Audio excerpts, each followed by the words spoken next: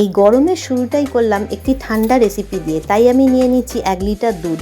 দুধটা হালকা গরম করতেই আমি একটি অন্য বাটির মধ্যে খানিকটা দুধ তুলে নিয়ে তার মধ্যে 2 চামচ কাস্টার্ড পাউডার ভালো করে মিশিয়ে নিচ্ছি। তারপর যে বাদবাকি দুধটা ছিল, এই দুধটা আমি ভালো করে ফুটিয়ে নিচ্ছি। তার মধ্যে অ্যাড করছি 1 বাটি চিনি, দিয়ে আবারও ভালো করে চিনিটা মিশিয়ে নিলাম। তারপরে যে কাস্টার্ড মেশানো দুধটা ছিল, সেই দুধটা এই দুধের মধ্যে মিশিয়ে নিয়ে ভালো করে আমি নেড়ে গরম করে নিলাম। তারপরে এই দুধটাকে একটি অন্য বাটির মধ্যে ঢেলে আমি পুরো ঠান্ডা করে নিচ্ছি। এদিকে আমি কিছু ফল আগে থেকেই কেটে রেখেছিলাম, যেমন আপেল, আঙুর, কলা, বেদানা আর তরমুজ। এই ফলগুলো সবই আমি কাস্টার্ড দুধের মধ্যে দিয়ে দিলাম, দিয়ে ভালো করে নাড়িয়ে নিলাম। তারপর কিছু ড্রাই ফ্রুট, সেটাও আমি তার মধ্যে অ্যাড করে দিলাম।